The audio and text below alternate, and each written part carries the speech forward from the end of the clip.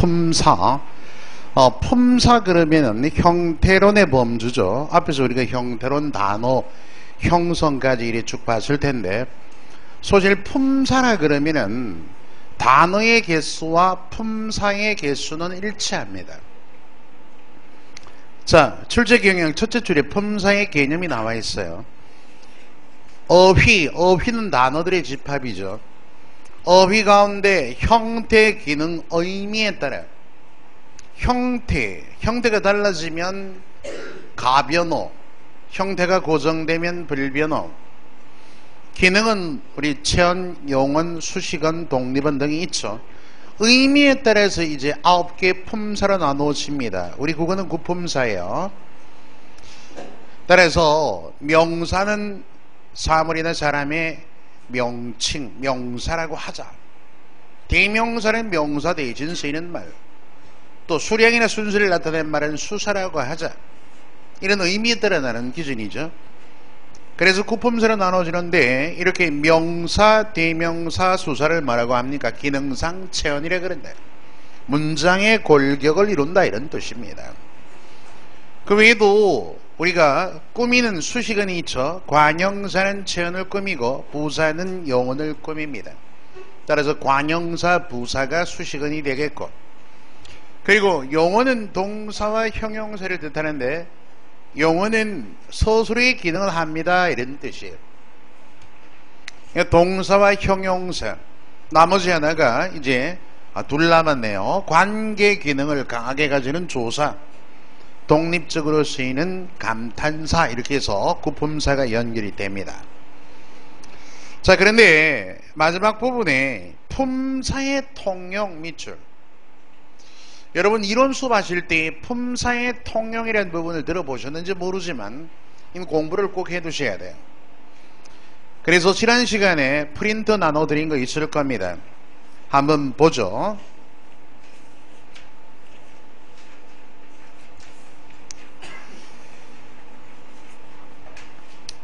예, 문제풀이원 자료 1, 단어에 분류해서 파생어, 오늘 접수학습을 위해서 나눠드리긴 했는데, 최고 뒤쪽에 5쪽에 한번 보죠. 5쪽. 참고 이렇게 돼 있죠. 품사의 통용. 자, 마지막 부분에 있습니다. 그럼 품사의 통용이라는 게 뭔가? 통할 통, 설용자. 한 단어가 문장의 위치나 기능, 의미에 따라 논리상의 문법적 성질을 지니는 것을, 그러니까 어떤 경우에는 명사가 되었다가 어떤 경우에는 다른 품사로 바뀐다, 부사가 된다, 이런 식의 얘기죠. 품사의 통용이라고 한다. 이전 명사와의 구별에서 대로만큼뿐 용언의 관용 사형 뒤에, 예문에 저 아는 대로 할 때 아는이 관용 사형입니다. 품사는 동사죠. 아는에 관형 사형은 기능이 체언을 꾸며야 하므로 이때 대로는 띄어써서 이전 명사가 되어줘야 최소한 체언을 이루기 때문에 띄어쓰면서 대로의 품사는 이전 명사가 된다. 반면에 너대로 살아라 할 때 예문 봅니다. 너는 대명사죠. 대명사는 체언에 해당합니다. 그럴 때 대로는 체언 뒤에 흔히 붙는 게 조사 아니겠습니까? 붙였으면서 조사이다라는 얘기죠. 이렇게 앞에 어떤 선행하는 문법 요소가 오느냐에 따라서 품사가 달라졌죠. 이런 것들을 품사의 통용, 따라서 그 문맥에 따라서 품사를 바르게 구분할 수 있느냐 하는 능력을 주로 평가한다, 이런 말이에요. 이 한 가지뿐만이 아니겠죠. 쭉 있습니다. 가령 동그라미 2번에 뜻하다, 잘 나오는 편이죠. 특히 예문 보면 올 듯 말 듯 할 때 올 말이 뭐요? 관형사형이거든. 무슨 얘기냐면은 오다 기본형. 여러분들이 문법적 구조에서는 항상 기본형으로부터 형태수 분석이 가능해야만이 어떤 문법적 기능을 띄우는가 이해를 합니다. 올 듯 할 때 오다 기본형의 오, 릴은 뭐냐 하면은 뒤에 오는 돛을 띄웠으니까 돛이 이전 명사가 되면서 리을은 관형사형 어미. 자, 따라서 이럴 때 올 하는 것은 관형사형이면서 돛을 꾸며야 하기 때문에 띄었으면서 돛이 이전 명사다 이런 얘기고, 구름에 달가듯이 할 때 듯이는 가에 붙여 써야 돼요. 이런 경우에 가는 기본형이 가다 아니에요. 그러면 가가 어간이란 말이야. 어간은 단독으로 쓰이지 못합니다. 앞말에 어간이 오면 듯이는 붙여 쓰면서 어미가 되어야 한다 이런 얘기. 이번에는 합격할, 역시 관형사형이긴 하지만 뜻하다, 이럴 때 뜻하다 구성은 우리가 보조 형용사죠. 추측을 의미하는 수사와의 판별도 중요해요. 차례를 나타내면 수사, 사람일 경우 명사, 이번에 조사가 붙으면 수사. 수사에 조건이 딱 있습니다. 수사가 될 수 있는 조건은 첫 번째, 반드시 형태적으로 조사가 수반되어야 됩니다. 조사가 없으면 수사가 아니에요. 그 예문 두 개 다 번갈아 보면 어떤 경우냐면은, 여러분들 예문 그 두 번째 보죠. 한 사람 여기 또 거기에 탈 때, 한 사람 할 때 한 뒤에 아무런 조사가 없어요. 이러면 수사가 아닌 겁니다. 예를 들어 관형사래 그러죠. 이런 분별을 잘 하셔야 돼요. 즉 수사는 반드시 형태적으로 조사가 수반되어야 돼요. 또 하나 조건이 더 있습니다. 본래의 의미를 지녀야 돼요. 이 뒤에 본래의 의미라고 하는 것은 수량이나 순서를 나타내어야 된다.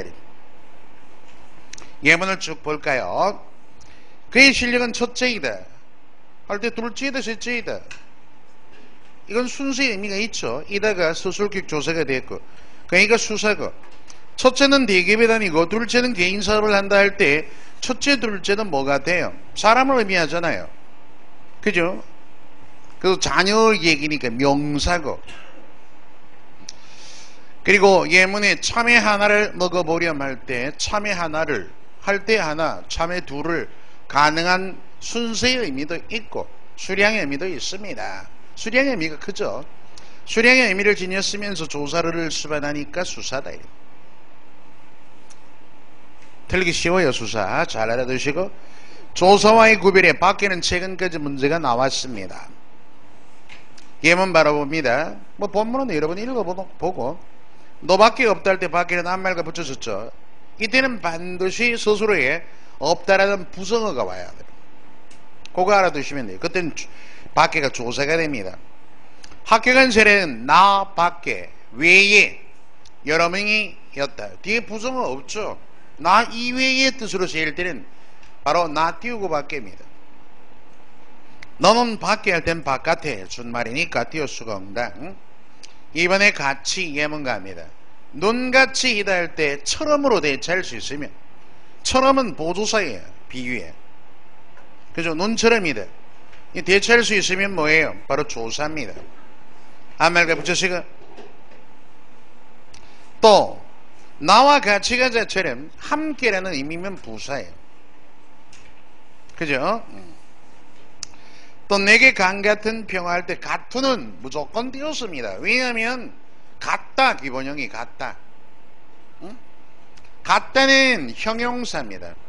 형용사는 단독으로 띄웠어요. 형용사가 어미 변화를 해서 은이 붙은 겁니다. 자, 그래 좀 감안해 두고, 든지, 자, 품사에서 배든지 사가든지 할 때 배 사가가 명사 뒤에 붙었으니까 든지가 조사고, 가든지 오든지 할 때 가, 오, 어강 뒤에 붙었으니까 어미다 이런 얘기죠. 자, 보다 보면은 천에 뒤에 붙으면 꽃보다 남자가 좋다. 비교 부사격 조사. 보다 더 빠르게 한층 더의 의미를 띠미는 부사입니다. 단독 띄어쓰기. 네 번째 이거죠. 뒤에 조사가 붙으면 대명사. 이보다 더 좋을 수는 없다. 이는 대명사, 보다는 조사. 이 사과가 할 때는 지시 관형사예요. 이걸 대명사만 안 됩니다. 전미사 적도 많이 나오죠. 전미사 적. 예문에 그는 사교적이다. 이다가 조사잖아요. 조사를 수반하면 사교적은 명사입니다. 그는 사교적 사람이다. 뒤에 적 뒤에 아무것도 오지 않으면 치연 사람을 수식하니까 관형사. 가급적 비교적은 부사로 고정되어 있다. 굳어져 있다. 최근에 2013년에 다른이 나왔어요. 다른이 서술기능, 서술기능 밑줄. 서술기능은 서술의 역할 이걸 뜻합니다. 서술의 역할. 서술의 역할은 다를 붙여보면 문맥에서 서술의 역할을 하는지 하지 않는지 알 수 있어요. 자, 그래서 서술기능을 지니미는 형용사다. 이 말은 그러면 다른 자체가 형용사로 판별이 되면은 다르다의 니은이 관형사형 어미로 붙었다 이런 얘기예요. 그럼 다른 데가 아니라 형용사이고 서술기능이 없으면은 전을 수식하면 different 영어로 얘기하면 그때는 관형사입니다. 취미가 다른 괄호에 보세요. 예문에 사람과 다르다. 이럴 때 여러분들이 취미가 다른 괄호 하면 안 되겠네. 취미가 해서 B급. 왜? 취미가 다르다. 서술기능 있지 않습니까? 이렇게 판단하면 오산입니다. 왜냐하면 취미가 해서 문맥이 끊기고 다르는 취미가에 대한 서술어가 아니라 사람을 수식합니다. 잘 생각해보면 취미가 다른 사람과 다르다. 취미가에 대한 서술어는 마지막에 다르다가 있는 거예요. 그 의미 구조에서 파악을 잘 하셔야 돼요. 자, 예문에 취미가 다르다 할 때 다르는 앞에 취미가라는 주어 비슷한 게 온다고 해서 무조건 서술 기능이 있다라고 판단하면 오산이단 말이에요. 이때는 서술 기능이 없죠. 그럼 앞에는 뭐야? different하는 다르는, 취미가 다른 할 때 다르는 뭐야? 바로 관형사란 말이에요. 걔는 색깔이 다른 괄호해 보세요. 이럴 때는 걔는 어떻게 꽃을 골랐는데 어떤 애 해당한다. 어떤 꽃을 골랐느냐? 색깔이 다르다. 뭔데? 관형설이죠. 이럴 때 색깔이란 주어에 대한 다르는 서술어가 됩니다. 색깔이 다르다. 앞에는 취미가 다르다가 아니에요. 왜냐하면 뒤에 문장까지 끝까지 다 보시란 말이야. 자, 이런 구분들 명확하게 하셔야 됩니다. 자, 부사 오늘 내일 이제 모두 스스로 들어 이런 여기 보면은 뭐 들어는 조사가 될 때도 있긴 하지만 이리 보면 오늘 뒤에 조사가 붙지 않으면 숙제는 오늘 하자 이러면 부사입니다. 오늘은 수요일이다 할 때 조사가 붙을 때는 뭐예요? 명사 이렇게 되죠. 그죠? 이것 말고도 여러분들이 간간히 다른 어휘들도 있습니다. 모든 것을 다 이렇게 몰아넣을 수는 없잖아요. 이렇게 품사의 통용 문제는 아주 시험에 빈출하는 이만큼 반드시 알아야겠다. 자, 우리 교재 19쪽입니다. 품사의 통용에 대해서 학습을 조금 했습니다. 예상문제 1번 품사 구분의 기준이 아닌 것 기능에 따라 체언, 용언, 수식은 이렇게 나누었죠. 의미에 따라 구품사, 형태에 따라 가변어, 불변어. 가변어 같으면 동사, 형용사, 서술격 조사가 가변어입니다. 소리는 아니죠. 그죠? 4번이 답입니다. 2번 갑니다. 자, 밑줄 친 단어가 문장부사. 부사에는 부사가 무엇을 꾸미느냐? 꾸미는 범위에 따라 문장부사가 있고 성분부사가 있어요. 성분부사는 문장 성분 하나만 꾸밉니다. 가령 1, 2, 3, 4가 성분부사예요. 많이 바로 분이 넘으면 바로 뒤에 나는 서술어만 수식합니다. 그러나 5번에 우리는 다행스럽게들은 우리는 우리 형편에 맞는 전세병을 구할 수 있다. 이것이 다행스럽다. 다시 말하면 다행스럽다는 것은 문장 전체를 수식하는 문장부사입니다. 3번에 수사로 쓰인 것은 뭔가요? 1번에 한 학생, 좀 전에 봤죠? 한 사람 얘기할 때 수관형사. 다시 한번 강조한다면 수사는 반드시 형태적으로 조사가 수반되어야 하고 두 번째 조건은 본래의 의미인 수량이나 순서의 뜻을 지녀야 합니다. 두 가지 다 만족해야 수사예요. 한 같은 경우에는 선택지 1번에 조사가 안 붙었잖아요. 그게 수사가 아닌 거야. 그래서 하는 수관형사, 용의자가 3명, 같은 맥락이죠. 역시 수관형사.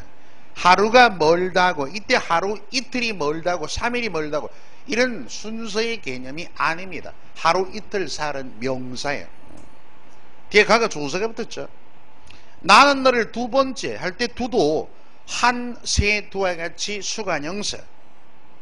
우리는 둘이 가고 너희는 셋이 갔다. 이럴 때 보면 사람을 의미할 때는 명사라고 일단 알아두시고 다음 하나 더 알아야 돼요. 사람을 의미할 때 일반적으로 명사인데 뭐가 문제냐 하면은 둘과 셋이 서로서로 비교의 의미를 띠면서 숫자의 의미를 명확하게 말해줄 때는 수사가 됩니다. 지금 둘, 셋 이렇게 나눠서 각각 구분해서 얘기해줘. 가령 우리는 둘이 대구로 갔다. 이럴 때 둘은 뭡니까? 그럴 때는 명사예요. 그러나 여기 둘 뒤에 문장에서 셋에서 숫자를 명확하게 구분해주는 의미로 쓰일 때는 수사가 된다 라는 것까지 이해를 하셔야 됩니다. 수사만 해도 아까도 제가 품사의 통용에서 강조를 많이 했지만 얘도 만만하지 않습니다. 품사에서 잘 구분하셔야 돼요. 4번 갈까요? 다음 체언 가운데 조사가 제한적으로 붙는 것. 이 말은 어떤 체언들의 조사들은 조사는 마음대로 붙어야 되는데 가령 합격 같은 경우엔 합격이 어렵다. 나는 합격을 했다. 그죠? 여러 개 붙을 수 있습니다만은 보통 체언들은 조사를 마음껏 수반하는 게 제 기능을 다하는 것인데 예를 들어 1번 미연 A밖에 못 붙어요. 예. 이렇게 한정적으로 조사만 수반될 수 있는 체언들이 있습니다. 사건을 미연에 방지하자. 단 불굴 의밖에 못 붙습니다. 불굴과 불굴을 안 되죠. 불굴의 의지 이렇게. 불가분의밖에 안 돼요. 불가분의 관계. 또 무진장은 뭐만 붙습니까? 무진장으로. 그래서 우로. 저곳에는 뭡니까? 금이 무진장으로 바로 있다라든가 이런 식으로. 자, 이런 것들은 조사가 극히 제한적으로 붙는 체언들입니다. 3번이 답이겠죠. 자, 5번은 갈까요? 보기의 내용을 뒷받침할 수 있는 사례로 적절하지 않은 것은 지금도 품상의 통용에 대한 설명이 쭉 나와 있죠. 그죠? 나는 엄청난 잘못을 저질렀다. 잘못과 나는 잘못과 나는 음식을 잘못 먹었어 할 때 앞에 잘못은 명사, 뒷문장의 잘못은 뭐죠? 잘못 먹다. 이럴 때 먹다를 수식하는 부사다 이런 얘기예요. 설명은 지금까지 얘기한 것과 동일합니다. 이렇게 품사의 통용에 의미, 기능, 위치 등에 따라서 한 단어가 지금 품사가 달라지는 것을 품사의 통용, 그에 대한 예가 아닌 것을 물었어요. 1번 오늘 아니 가겠다. 이때 아니는 가겠다를 수식함으로 부사, 부정부사입니다. 아니 느낌표 있죠. 벌써 아니는 뭐겠습니까? 감탄사예요. 1번의 첫 번째는 부사, 아니 벌써 할 때 아니는 감탄사. 2번 느낀 대로 좀 전에 본 바 있죠. 그죠? 때로는 이전 명사. 부모님 말씀대로 제언이 붙었으니까 뭐예요? 조사. 온다던 할 때 온다는 오다에서 인이 붙어 있으니까 동사죠. 온다 동사입니다. 간절히 바라면 귀에는 온다. 둘 다 동사로 품사의 통용의 예가 아니지 않습니까? 답이죠. 4번에 나는 노력한 만큼은 뭐요? 좀 전에 우리가 2번의 대로와 같은 용법입니다. 노력하니 뭐야? 바로 관형사형 뒤니까 띄었으면서 이전 명사. 철수는 집을 대골만큼은 천 뒤에 대골에 붙었으니까 조사. 5번 축구를 좋아하는 사람 5이 모였다. 이때 5이 할 때는 뭐겠습니까? 우리 이때는 명사로 해결해야 됩니다. 참 수사로 보죠. 수사. 왜냐하면 이런 수의 의미를 물론 사람을 얘기합니다. 근데 숫자의 의미를 명확하게 얘기해줘. 문맥상 조금 더 그 부분은 고려될 부분이긴 합니다만은, 왜? 축구를 좋아하는 사람 6명이 올 수도 있고 7명이 올 수도 있어요. 자, 그 점에서 수사 5사람 할 때 수관형사, 어쨌든 이렇게 1, 2, 4, 5는 모두 품사의 통용의 예의지만 3번은 그렇지 못하다, 이런 얘기예요. 자, 6번 이건 7급 문제였어 실제. 그래서 제가 가끔 한 문제 정도는 실제 가장 비중 있는 문제를 이렇게 또 난도 높은 문제를 수렴했습니다. 근데 앞뒤 문맥에서 여러분 가로에 들어갈 말이 어떤 단어에 대한 얘기인가를 판단을 바르게 하셔야 돼요. 꼼꼼하게 보면서 미친 짓은 틀린 벽이다. 설명을 쭉 하고 있죠. 미친 짓으로 띄었어야 맞다. 짓은 일반적으로 부정적인 행위와 행동을 말하므로 미친 짓은 우한 부인과 같이 할 때 우한 부인 여기에 대한 기억 니은. 그럼 우화는 뭐예요? 기본형을 쳐봐봐. 우화하다 되죠. 우화한다는 안 되잖아요. 니은 관형사형이고 관형사형 어미가 붙어 관형사형이 된 것은 기본형이 잡히는 것은 반드시 동사님 형용사입니다. 그럼 우화한다가 안 되니까 우화하다는 품사가 형용사, 기억에 들어갈 형용사. 부인은 명사, 기억, 니은 형용사, 명사 이렇게 되는 거예요. 자연스러운 통사적 결합이다. 따라서 미친 짓을 하나의 단어, 즉 뭐로? 하나의 단어는 합성어지. 예를 들어 붙여 쓴다면은 합성어로 인정하여 미친 짓으로 붙여 쓸 이유가 없다. 다만 짓이 리을의 일반적인 뒤에 눈짓에 대한 얘기죠. 눈이 명사잖아, 명사.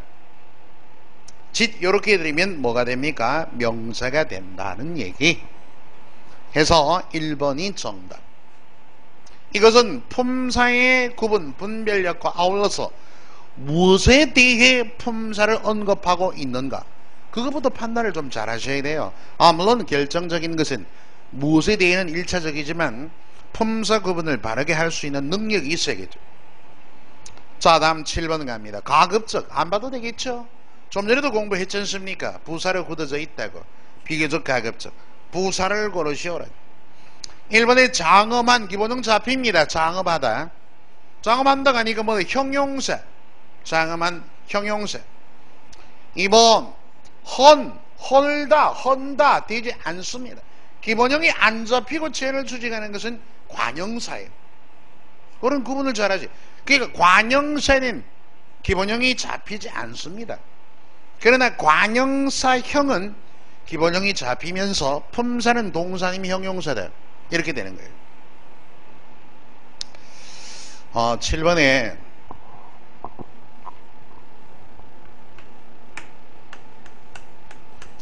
아직도 구분이 정확하지 못한 사람이 있어가지고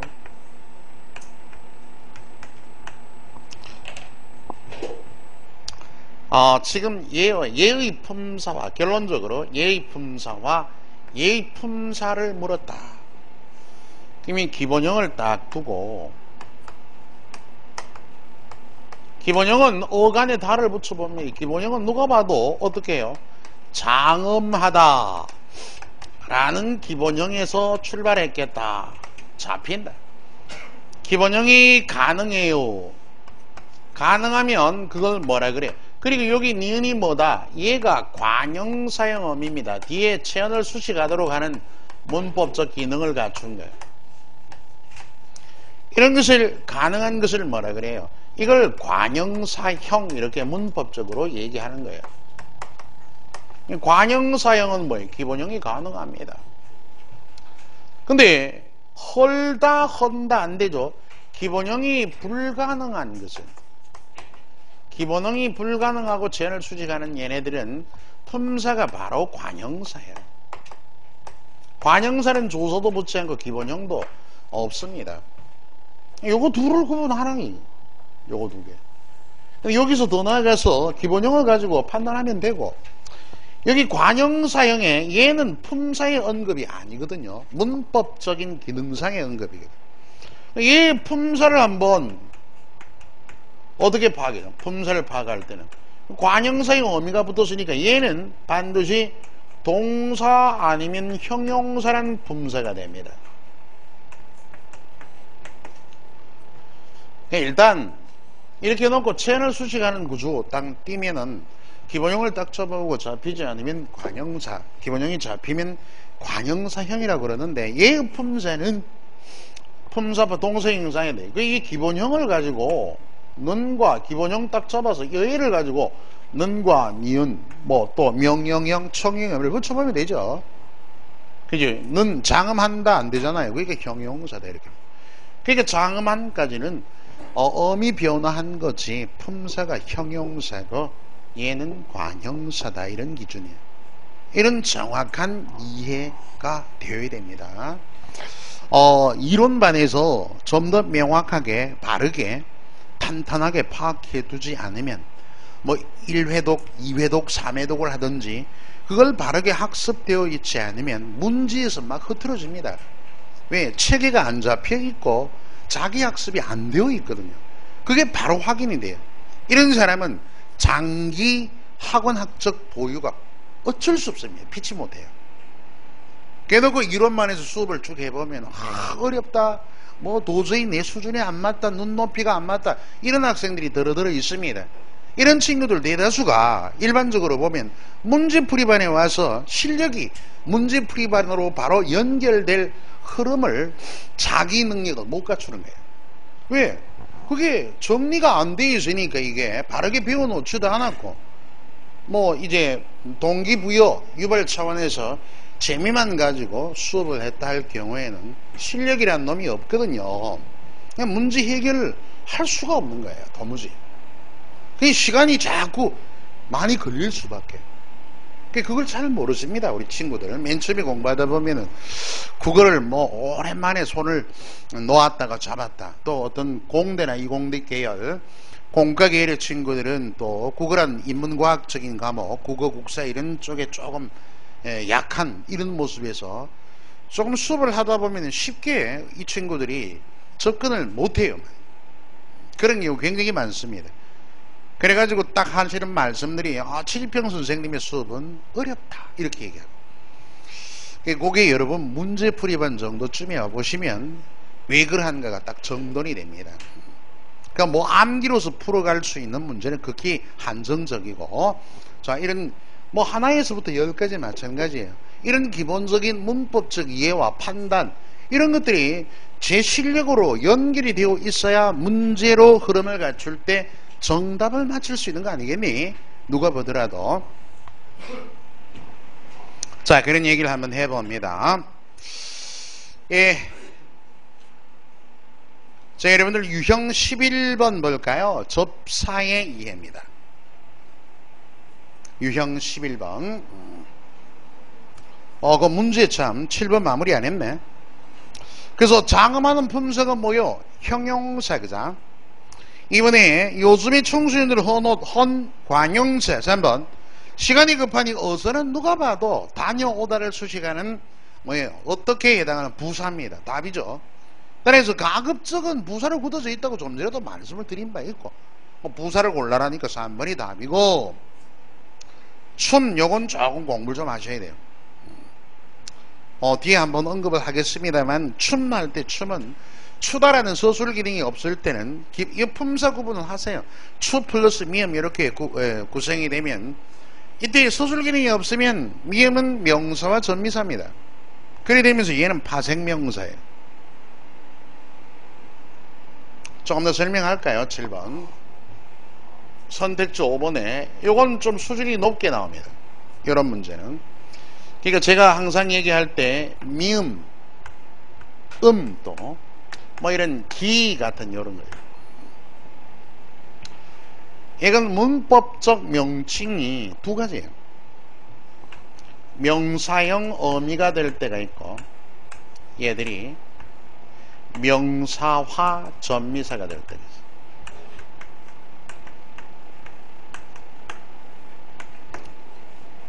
어떨 때 그러냐 하면은 이 둘로 이렇게 판별이 나는데 무엇에 따라 문장 속에서 서술 기능에 따라 판별을 합니다. 좀 전에도 다른 같은 것도 서술 기능 얘기했죠. 서술 기능은 서술의 역할을 하느냐 그렇지 않느냐는 얘기입니다. 그럼 서술의 역할을 하는 것이 서술 기능이 있다라고 이해한다면 의미가 이렇게 있습니다. 전미사. 어떤 게 서술 기능 하겠어요? 의미죠. 앞에 어간이 있다는 전제 아니겠습니까? 어간은 단독으로 안 쓰이니까. 서술 기능이 얘는 있다. 얘가 서술 기능이 있다. 유, 있을 유. 다음에 얘는 서술 기능이 없다. 없을 무. 자, 이렇게 정리를 해놓고 일단 명사양 어미로 판별이 되면 그 해당 어휘 명사와 전미 얘네들은 단독으로 못 쓰이잖아. 앞에 뭐가 있다? 어간이 있고 전미사니까 앞에 어근이 있다는 얘기. 얘가 속한 어휘의 품사는 뭘까? 그걸 봐야 돼요. 그럼 명사형 어미니까 명사 천만의 말씀. 어미는 품사를 바꾸는 기능을 못합니다. 명사형 어미니까 어미 변화의 종류의 하나예요. 그럼 앞에가 뭐가 되겠습니까? 동사 아님 형용사가 돼요. 아니 동사 형용사가 이게 어간의 품사가 여기 따라갑니다. 동사 형용사가 서술 기능이 있는 건 당연하잖아요. 그리고 명사와 전미사가 되면 파생어 전미사니까 파생어로서 명사가 됩니다. 파생명사. 응? 품사가 다르잖아 이렇게. 미음음기가 붙은 말의 품사. 자 그러면 예문으로 시험 실제 문제 예문으로 어린아이가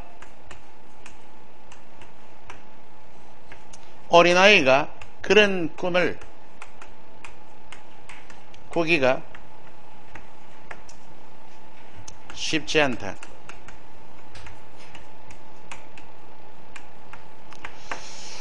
여기서 이와 관련된 여기 지금 설명과 관련된 어휘가 여기 꿈 예를 들어서 기억 다음에 꾸기 니은 그 문제가 예를 들어서 기억과 니은의 품사로 바르게 표현한 것은 기억은 품사가 뭐 같아요? 꿈과 꾸기 둘 다 명사 무조건 틀립니다. 구분 못한다는 얘기거든요. 구분을 못 똥인지 아니면 설사인지 구분을 못한다 이 말이에요. 쉽게 말하면 이런 구분 능력 문제 해결 능력 판별 능력은 기본말은 왜 배웁니까? 기본 이론만을 그러한 여러분 수험생이에요. 문제를 해결해야 됩니다. 문제를 해결하기 위한 기초 차관이 이것이 바르게 튼실하게 연계성을 지니지 못하면은 아무것도 안 돼요.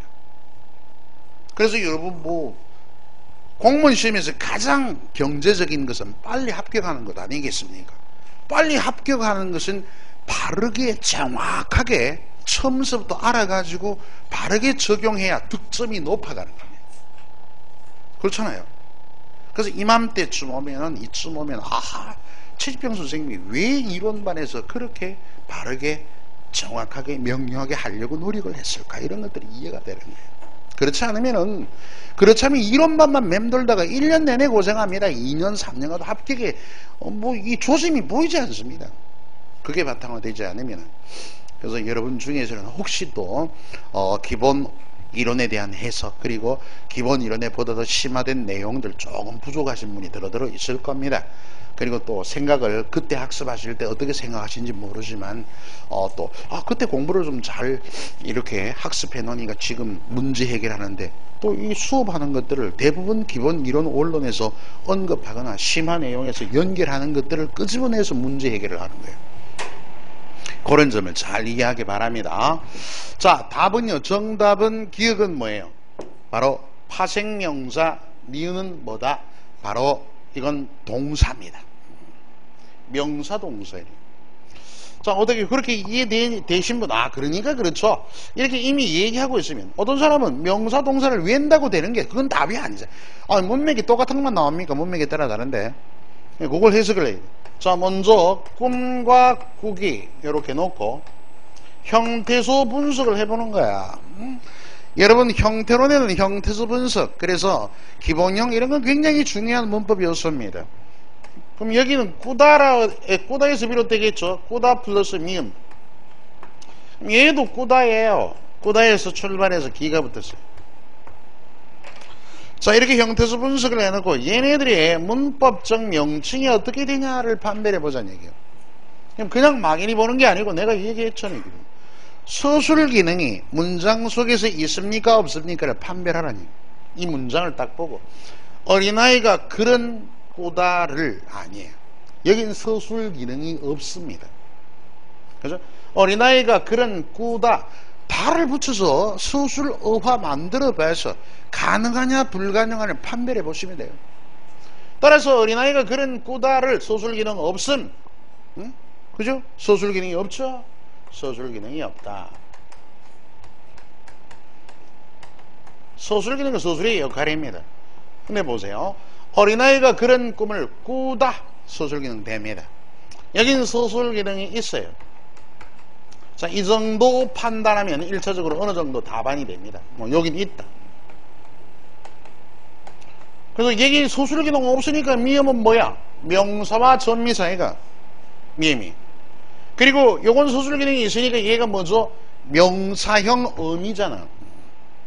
명사형 어미는 품사 기준이 아니니까 꾸다 어간의 품사를 따라가니까 꾼다. 얘는 동사. 얘는 서술 기능이 없으니까 파생 명사입니다. 네, 여러분 이런 문제도 보셨을 거예요. 이런 데서. 여기서 잘 볼게. 예. 이건 실제 문제입니다. 공문에. 나보기가 역겨워 할 때 보기의 품사가 무엇이냐. 보기의 품사와 같은 품사를 고르면 이게 문제였어요. 시니까 일단 나를 하는 목적격 조사. 조사는 우리 국어에서 많이 생략됩니다. 원래대로 한번 말해서 나를, 이게 서술 기능이 있는 걸 봐. 나를 본다는 것이, 그죠? 역겨워. 해석은 이렇죠. 나를 목적어를 동반한, 얘가 목적어고 목적어에 대한 서술어의 역할을 하기 때문에 뭐가 있다? 서술 기능이 있는 것이잖아요. 얘가 서술 기능이 있다고 판별이 됐어요. 그러면 보다의 어간 플러스 기입니다. 서술 기능이 있으니까 얘가 뭐죠? 명사형 어미다 말이야. 그럼 명사냐? 천만의 말씀이죠. 여기 나오는 보다의 품사를 따라간다. 그래서 어간의 품사가 동사니까 품사는 동사가 되고 해당하는 연도의 문제에서 너, 뭐와 넘어 이렇게 선택지 쭉 나와 있어요. 자, 여기 품사와 줄친 보기의 품사와 같은 것 답은 요쪽입니다. 얘는 파생명사예요. 넘어는 한글 맞춤법을 얘기할 때 많이 얘기한 부분이죠. 자, 이렇게 두세 개의 기본 원리를 조합해다가 품사를 명확하게 구분할 수 있는가. 자, 이런 명확한 뭡니까? 바로 이론 문법에 대한 해석력들이 없으면은 나오면은 그 확연히 연결되지 않은 친구에게는 변별력입니다. 그렇지 않습니까? 잘 알아두시고. 자, 따라서 4번은 거기 목에 떼기서 춤을 추는 추다를 추다가 안 되니까 춤은 파생명사다. 뭐 이만한 얘기 이끌면 서너 문제 더 확보를 했습니다. 자, 유형 11번인데요. 접사의 이해. 여러분 중에 접사 부분은 내가 프린트 지난주에 나눠드렸는데 혹시 또 못 챙겨오신 분이 있을까 싶어서 잠깐 이런 시간이지만 조금 여유 뒀다가 할 테니까 창구에 가서 받아가지고 챙겨두시기 바랍니다. 바로 그 프린트물부터 연결해 갈 테니까 저 잠깐 여유 뒀다가 합시다.